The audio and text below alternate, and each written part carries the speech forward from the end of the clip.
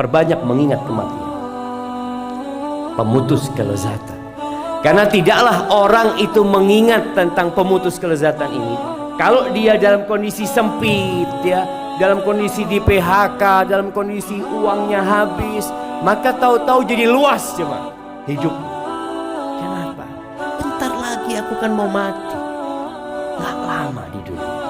Dan kalau orang itu dalam keluasan rizki, perlu juga ingat kematian, karena jadi sempit hidupnya. Anak mau kaya, mau banyak hartanya, berakhir dengan kematian. Maka dia juga akan ingat dengan hari akhir dia. Orang yang paling cerdas, yang paling tegas adalah orang yang paling banyak mengingat kematian. Orang yang paling persiapan untuk menghadapi kematian sebelum kematian itu tiba. Mereka pergi membawa kemuliaan dunia dan karomahnya akhirat.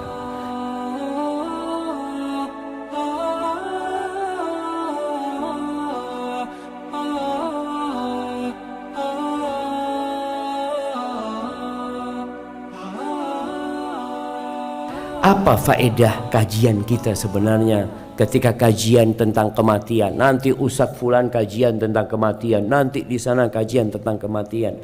Karena memang Nabi SAW nyuruh kita sering kali mengingat kematian. Aktsiru dzikra hadhimil ladzat. Disuruh sering kali mendengar dan mengingat hal itu. Antum keluar, tadi kita sebutkan, melihat BSD, Allah bagus banget ya. Lihat gedung-gedung tinggi, lihat ada restoran, lihat ada ini, ada itu. Lupa lagi, diingatkan kembali.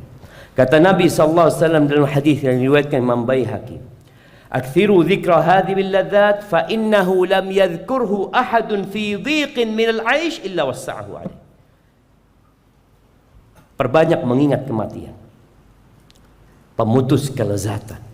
Karena tidaklah orang itu mengingat tentang pemutus kelezatan ini kalau dia dalam kondisi sempit, ya, dalam kondisi di PHK, dalam kondisi uangnya habis, maka tahu-tahu jadi luas cuma hidupnya.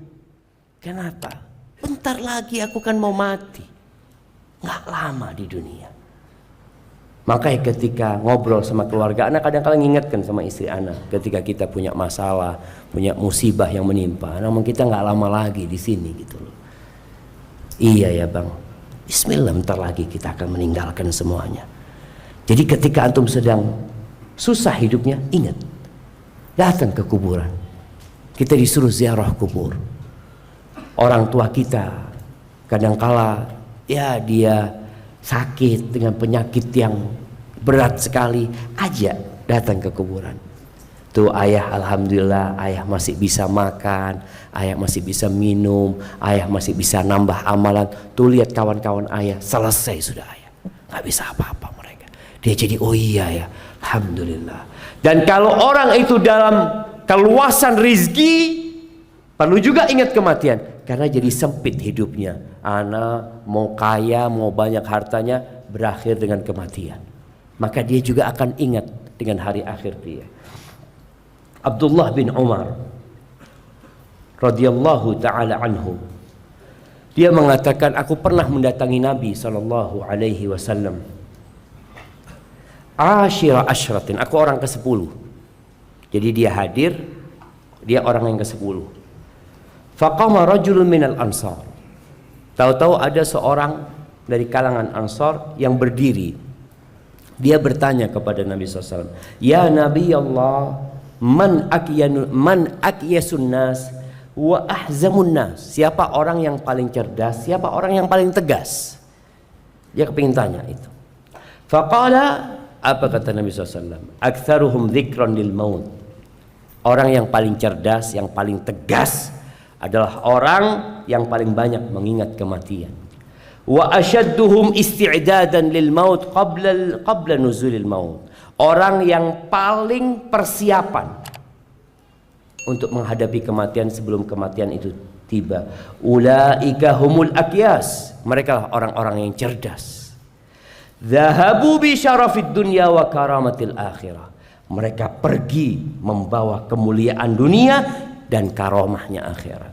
Hadis ini diriwayatkan Ibnu Majah dan Imam Tabrani dan dihasankan oleh Al-Mundhiri. Ad-Daqqaq mengatakan man aktsara min dzikril maut, nih faedah banyak mengingat kematian. Bukan ingat mati ya, tapi banyak mengingat kematian. Orang yang banyak mengingat kematian akan mendapatkan 3 keutamaan.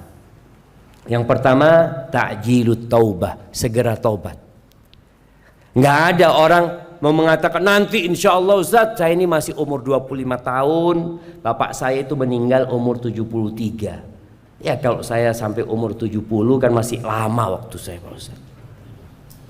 Orang kan kadang-kadang berpikir seperti itu, jamaah. Tapi orang kalau ingat kematian, bisa jadi anak mati nanti zuhur, maka dia akan mensegerakan taubat. Berapa banyak orang yang nanti Ramadan nggak ketemu lagi sama kita, jamaah. Tahun kemarin masih sholat tarawih sama kita, tahun ini udah nggak ada. Maka orang itu akan segera bertobat. Yang kedua, wa qana'atul qalb. Dia akan qanaah hatinya. Dapat rezeki banyak, alhamdulillah. Dapat sedikit, alhamdulillah. Sakit, alhamdulillah. Sehat, alhamdulillah. Hatinya nerima semua dengan kondisi yang ada. Yang ketiga, wa nasyatul ibadah. Semangat beribadah, segera bertobat, hatinya menerima, ibadahnya bertambah. Nggak sama dengan yang kemarin. Tadi kalau kemarin sholat duhanya 2 rakaat, setelah dia mengingat kematian jadi 4 rakaat. Kemarin nggak baca Quran, ingat kematian, dia jadi baca Al-Quran. Wa man nasiyal maut, yang lupa dengan kematian akan dikasih hukuman dengan 3 perkara. Bukan di penjara dia, hukumannya berkaitan dengan hati kita. Yang pertama, taswifut taubah, dia akan menunda-nunda tobat. Berbuat dosa tadi malam, dia pagi nggak tobat. Dia masih berpikir nanti malam aku akan berbuat dosa lagi. Nanti malam aku berbuat dosa lagi. Insya Allah ana mau berangkat umroh Ramadan. Nantilah ana tobatnya di Mekah. Ya, itu orang kalau lupa dengan kematian seperti itu jadinya. Nanti saya akan haji. Kan haji mabrur itu seperti bayi yang baru lahir, Ustaz. Insya Allah saya berangkat haji nanti. Tahu-tahu belum haji mati duluan. Wa tarkir ridha bil kafaf. Orang ini kalau nggak ingat sama mati, tamak, rakus. Antum lihat orang-orang yang rakus dengan harta, dengan tahta, dengan kekuasaan, karena lupa dengan kematian. Orangnya jadi rakus. Makan itu halal haram dia makan. Rakus orangnya jangan. Karena dia lupa dengan kematian. Dan yang ketiga, wattakasul fil ibadah, males ibadah. Santai dia ibadah, bahkan kadangkala sholatnya pun mulai telat-telat. Na'udzubillah min dzalik.